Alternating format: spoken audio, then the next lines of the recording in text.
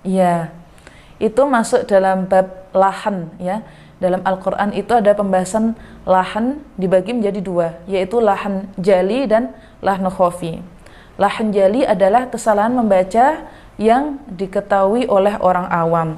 Mungkin salah lafadz, salah harokat. Nah, kemudian ini otomatis ini kesalahan ini ada yang merubah makna, ada yang tidak. Nah, kalau lahan khafi ini adalah kesalahan yang hanya diketahui oleh orang-orang yang mahir dalam bidang tajwid. Misal, kurang dengung, kurang mat-mat, atau mungkin lahjahnya kurang benar, waqaf ibtida, dan lain-lain, itu biasanya hanya diketahui oleh orang-orang yang mahir dalam bidang Al-Quran. Tuh. Ilmu tajwid kan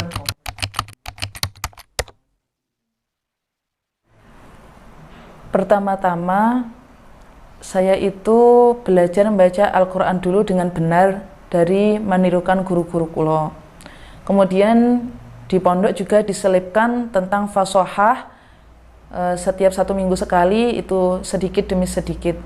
Tapi lebih banyak saya praktek. Nah, jadi saya belajar ilmu tajwid itu diutus sama guru kulo. Ya. Jadi ketika saya pembinaan tahun 2018, ketika mau berangkat MTQ ke Medan, itu dibina sambil diajarkan tajwid. Terus kemudian 2019 saya mau berangkat ke Dubai, saya juga diajari tajwid. Ya karena guru kulo ada di Mojokerto, sedangkan saya mondoknya di Jombang. Guru pembinaan ketika kulo mau lomba itu namanya Kiai Fatoni Demyati, mukimnya di Mojokerto. Waktu itu saya masih mondok di Jombang. Terus kemudian tahun 2020 ini juga saya ngambil sanad di beliau ketika habis pulang dari MTQ Padang. Niku saya juga agak dipaksa ngoten. Sampean wis iso maca Quran, ayo saiki tak warai belajar tajwid ben iso mulang santri-santri ngoten. Jadi saya itu belajar tajwid bisa ngaji dulu, baru diajari ilmunya sama beliau-beliau itu. Awalnya belum paham, terus kemudian alhamdulillah 2020 itu nyambung dikit-dikit lah. Padahal itu guru saya ngajarinya dari tahun 2018.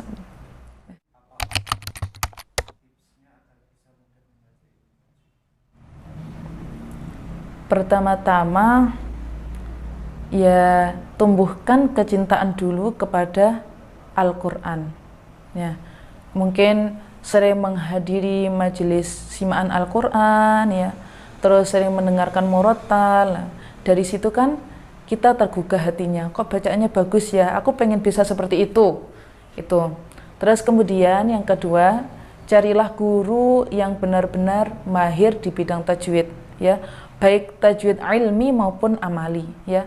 Kadang ada orang yang mahir di dalam keilmuan tajwid tapi pengamalannya kurang. Ada juga orang yang mahir di dalam membaca tapi keilmuannya kurang. Maka carilah guru yang mumpuni dalam bidang tersebut.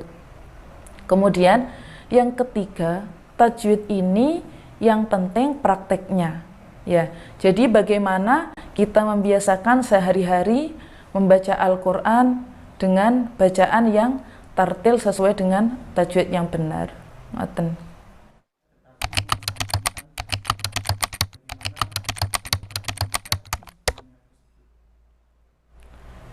Iya, saya juga sangat prihatin dengan hal demikian. Orang yang demikian itu perlu dipertanyakan niatnya dalam menghafal Al-Quran. Apakah dia hanya ingin disebut sebagai hafidh dan hafidhah, atau ingin mendapatkan ridha Allah dengan bacaan tersebut, ya. Padahal ya antara tajwid dan menghafal itu satu paket, ya. Belajar membaca Al-Quran dengan benar itu wajib, sedangkan menghafal Al-Quran itu bukan suatu kewajiban atau kesunahan. Makanya yang perlu didahulukan adalah belajar tajwid dulu. Setelah tajwidnya bagus, baru boleh menghafal Al-Quran. Makanya para ulama-ulama terdahulu ketika ingin menghafalkan Al-Quran itu membaca binadhar sampai khatam beratus-ratus kali. Itu baru menghafalkan seperti itu. Baik.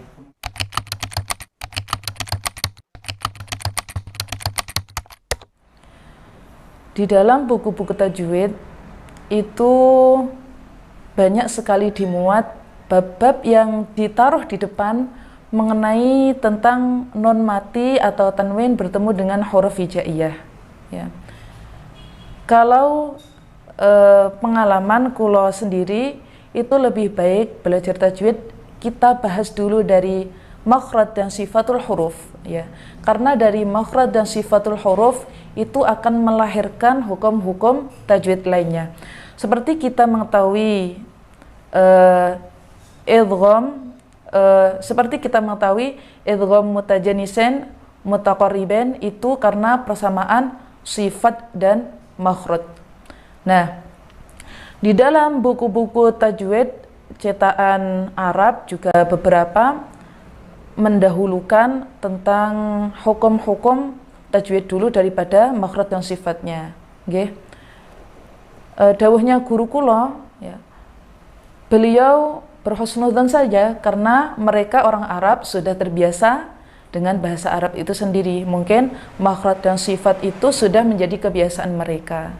Nah, kemudian ya, kalau kita orang ajam, orang Indonesia, itu harusnya yang dibahas dulu adalah bab tersebut, makhraj dan sifat, setelah itu menuju ke ahkamul huruf, ahkamut tajwid. Ya. Karena apa? Karena biasanya bab itu diletakkan di terakhir, ya. Sampai terkadang para guru-guru dan pelajar itu tidak sampai terakhir belajarnya, tidak sampai tuntas belajarnya, akhirnya bab-bab tersebut itu dikesampingkan, padahal itu sangat penting.